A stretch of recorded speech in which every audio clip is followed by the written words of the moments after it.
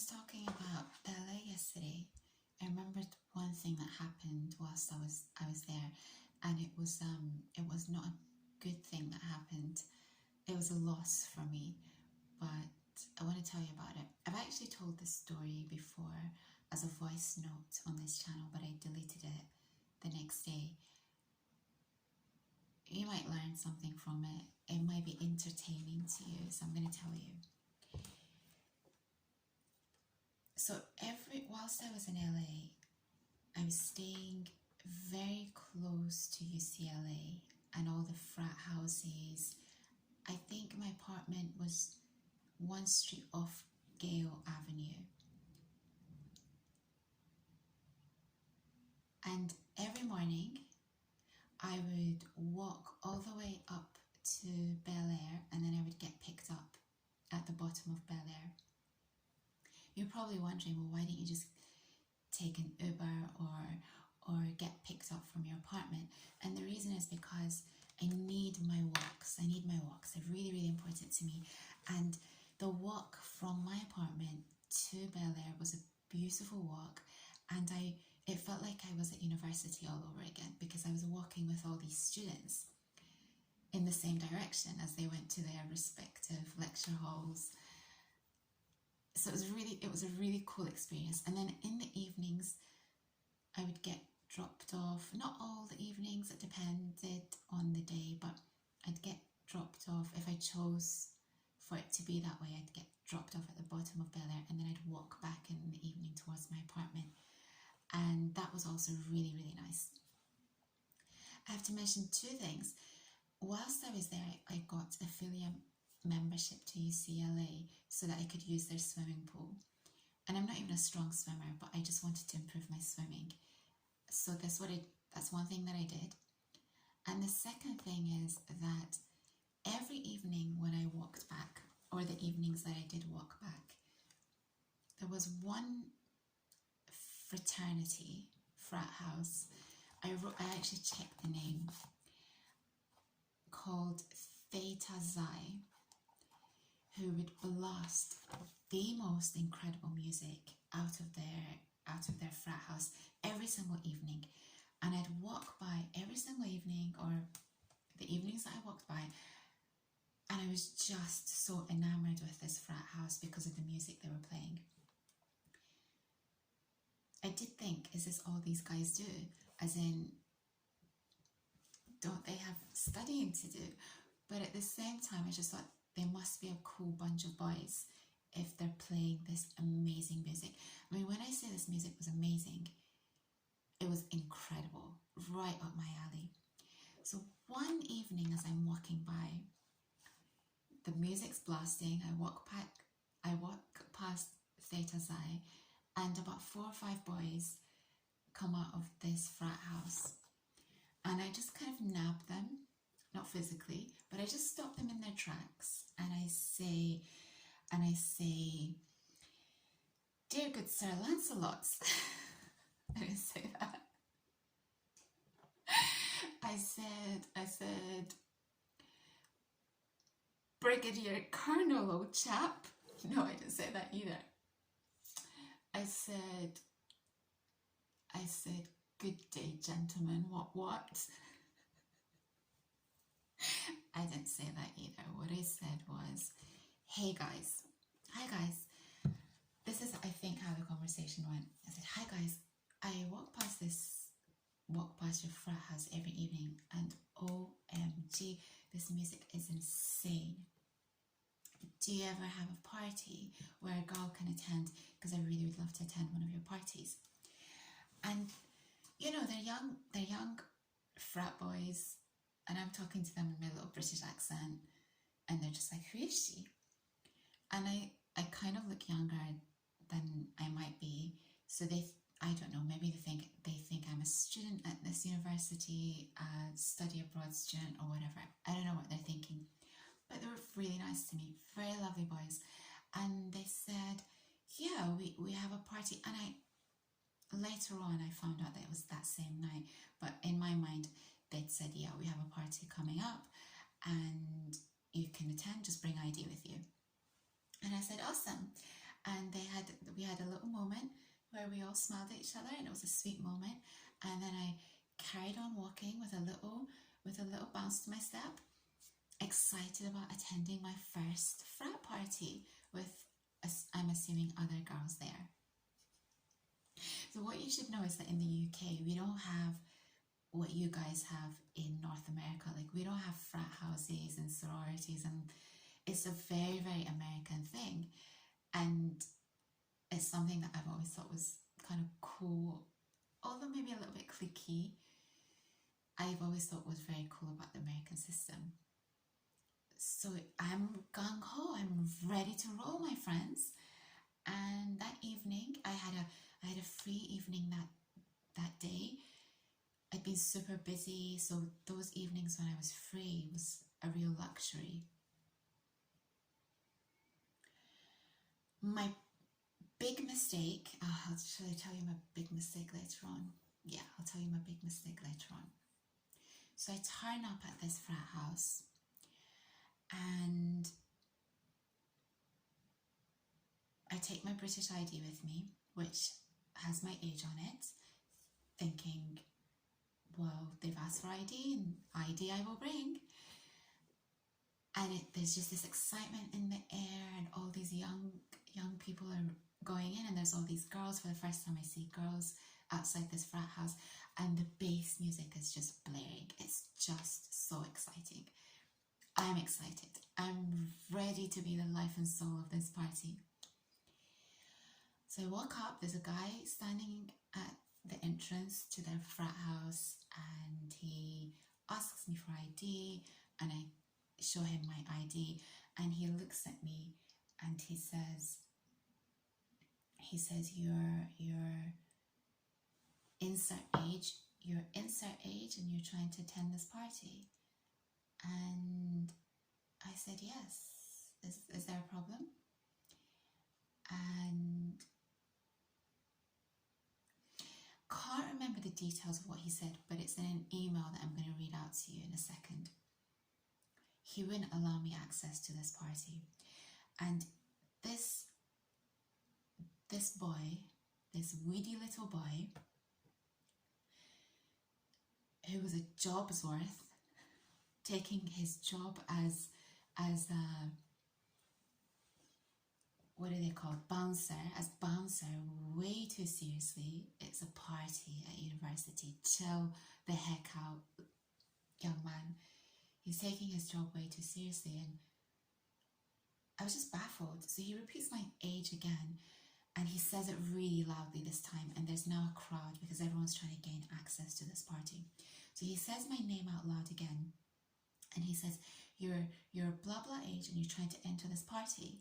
So he's kind of trying to undermine me. He's trying to belittle me. He's trying to make me feel bad for the age I am, trying to enter this party with these 18, 19, 20, 21-year-olds. So I said yes, and I said, I've already spoken to your brothers, and they've okayed me attending this party. I'm not really sure what your issue is with my age. I'm paraphrasing. Once I read the email, I think you'll know exactly what happened. And for the third time, he said my age out loud again. He said, you're blah, blah, blah, as if I was audacious, and you're trying to enter this party. And now there's a bunch of people around me, a bunch of really lovely girls, and they look at me and they say, they kind of chime in to try and help. And they say, wow, I can't believe that's your age. And I turned to them and said, thank you, ladies. They were the real deal. Those ladies were the real deal. I said, thank you, ladies. And I turned back to him, and we have our little dialogue again. And I think I said to him, you're being ageist, something like that. Long story short, he doesn't allow me access to this party, and I am inside, I'm fuming. I'm just so angry, not because I'm not being allowed access to the party, but because he's using an ism against me. He's using an arbitrary number that means absolutely nothing in the grand scheme of things to not allow me access to this party. For all he knew, I was a student at this university, and if I'm a student at the university, then why can't they allow me access? But actually, when I was speaking to those boys initially, they didn't even say you have to be a student at this university. From what I understand, it was a party for everyone. So it wasn't even just students who were attending that university, UCLA, that were there.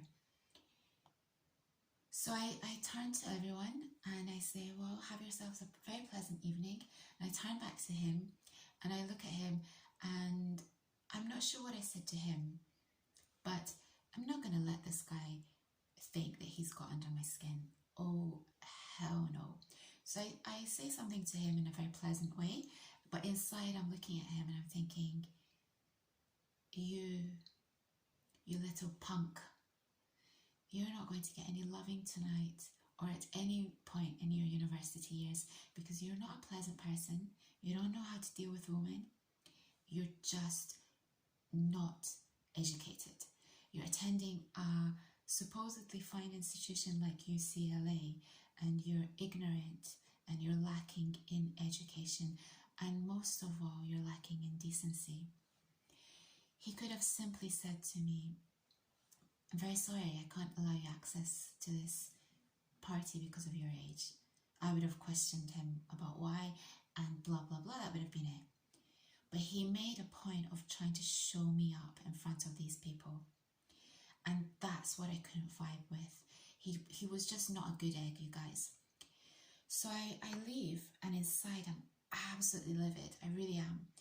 And for a brief moment, I think about just marching into their office area and having it out with the head. I'm sure he's just a little lackey. He's no one of importance. He's of no consequence to us, my friends.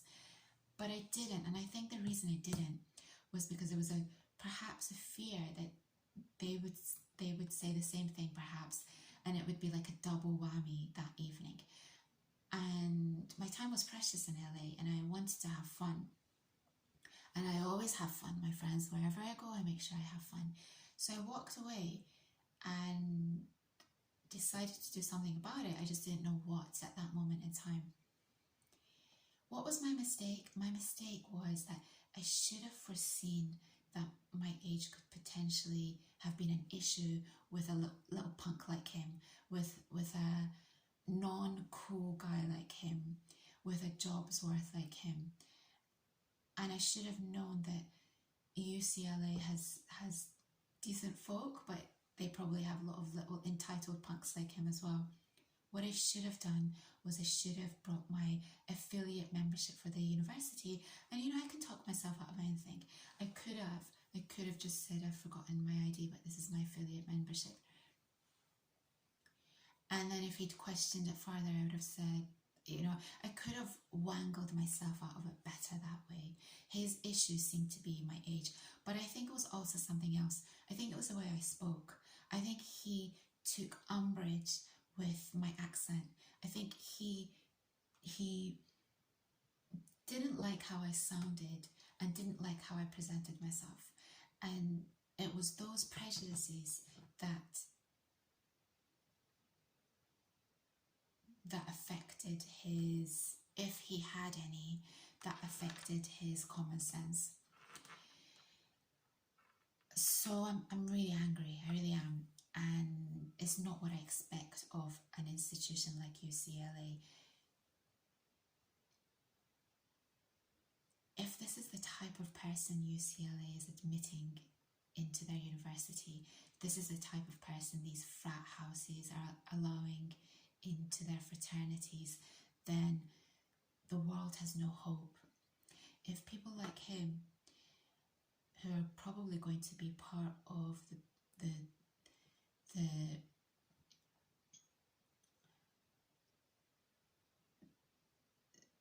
the part of society who's going to be making rules and who are going to be in positions of authority, then we're in big trouble here, America. We really are. Did it spoil my trip? No, of course not. I'm old enough to be able to let things go very quickly. And I actually felt sorry for him. I thought, what a shame that he has not been brought up well. What a shame that he doesn't have the courtesy and decency to have treated me with respect, even if he didn't want me to be allowed into their party. I felt sorry for him that he was just not cool. Imagine not being cool. It's so easy to be cool. You just have to be cool. So I kind of felt sorry for him, and through having that awareness, I was able to kind of let it go. But what I cannot let go of is injustice. I do not like injustice, and I don't allow for injustice, and I stand up against injustice. So I wrote an email. The next day, I think, I wrote an email to the president once I'd collected my thoughts. And I'm going to read out the email to you. I know we're on 16 minutes, but stay with me. This is what I wrote. And when I'm annoyed, when I'm angry, I write.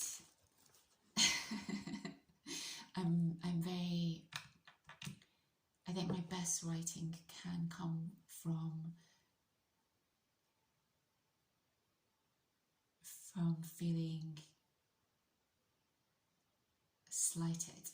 So here's what I wrote. Dear Bruce, his name wasn't Bruce, this is the president. This is who I thought was the president of the Taxi Bruins.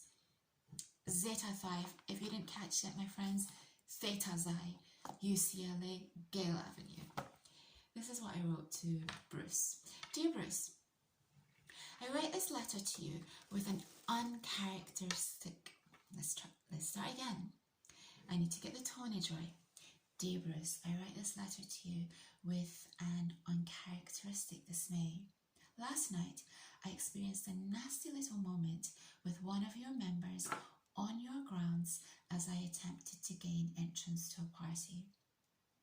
Earlier in the evening, I had stopped several of your members to find out about the glorious music that I hear on my passing of your building each night, and was informed of the party that night that would allow myself a female access. I informed the gentleman that I was not a student of UCLA, but the polite men advised myself that this was of no consequence as long as I carried ID with me to indicate my legal age, of which, by the way, I am. So it was with disappointment that one of your brothers on the door, the punk, one of your brothers on the door would not allow me to step over the threshold. This is how the story goes. I presented him with my British ID. On seeing my date of birth, he obnoxiously repeated my age and said that he could not let me in. I asked him why. He repeated my age loudly and again said he could not let me in, which encouraged the charming ladies nearby to announce I did not look my age. I do not. That was in the email. I do not.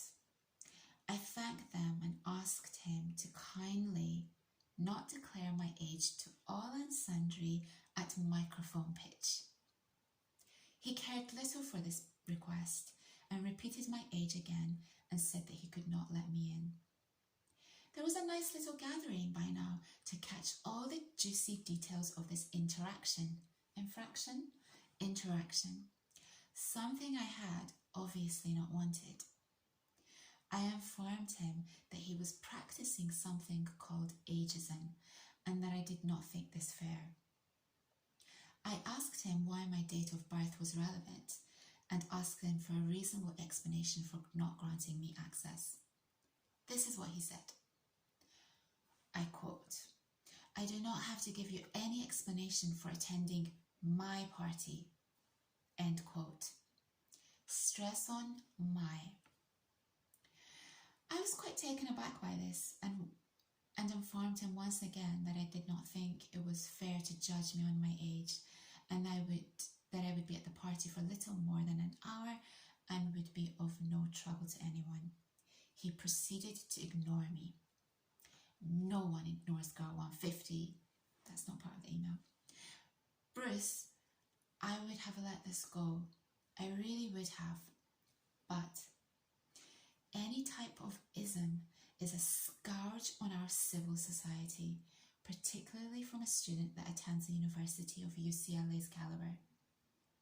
Mostly, though, it was the mocking tone he took when he announced my age out loud to the nearby revelers several times, and his disregard for an individual's right, mine, that I found particularly shocking. He somehow seemed to take enjoyment out of belittling me and my age, and had no awareness of social manners and courtesy. Dare I say, he came across as ignorant and uneducated. This is wrong. I am an affiliate member of your university and would be happy to discuss this further. A simple apology will suffice, and a serious word or two with this particular member. Perhaps he can be provided with better training to aware himself of the dangers and damage of ageism, indeed any type of ism. If I do not hear back from your good self, I shall sadly have to take this up with my right honourable friends in the Dean's office. Sincerely, Girl 150. So I wrote this email and I got a reply from a very polite young man, from Bruce, and this is what Bruce said. Bruce: Hi Girl 150, I am sorry that you experienced this. Unfortunately, I'm no longer the proper contact for this, as I graduated a number of years ago. I'm not entirely sure why my name is still attached to this email. I have, however, forwarded this email to the proper person and hopefully it gets addressed. Best, Bruce. Did I receive an email in reply? I did not. Am I hopeful that Bruce did actually forward my email to the proper contact? Yes, I am hopeful. So this means that that president at that moment in time did not come back to me. So there's a huge failure going on here, Theta Xi. There's not only a failure at your lackey level, but there's also a failure at president level. This is an issue with your fraternity. This is not something I expect of UCLA. And may I add that in that year, interestingly, in that same year, an acquaintance of mine whose son was applying, British guy, whose son was applying to American universities, knew that I was in LA at that point and knew that I was spending time around UCLA, as in just being in the area. And he asked me what I thought of UCLA. And this is what I said to him. I said to him, I don't think this is representative of everyone at UCLA. However, I would discourage your son from going to UCLA because it doesn't seem representative of a certain level of education and awareness and intellect. So I encourage your son to go elsewhere. Had he asked me about fraternities, I would have strongly discouraged him and his son from applying to Theta Xi. Did he go to UCLA? Yes, he didn't listen to me. So his son went to UCLA. Did he stay at UCLA? No. After 1 year, his son left UCLA. UCLA, this is not against you as a university per se, but there are issues here. And I can tell you that I'm just not impressed at all. In the UK, we would not conduct ourselves like this. We would not. We would not treat people like this. Did that make me think of all of Americans in the same way? Of course not. I know that the good folk of America do not all behave like this. But this here was an entitled young man who at some point will get his comeuppance in life. That's just how life works. I regret not taking this further. I really do. So Theta Xi, if you want to make it up to me, you can organise an all-expenses paid trip to America to attend one of your frat parties as your guest of honour, and be the life and soul of your party, as I always am. But yeah, massively disappointing. And so that was my one and only fraternity non-experience, and that was my acerbic response to what happened.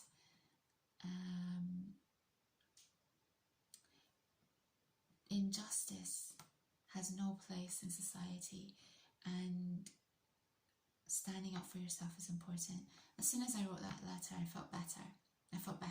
Just get it out. I get it out. I don't let it stay inside me, and I move on.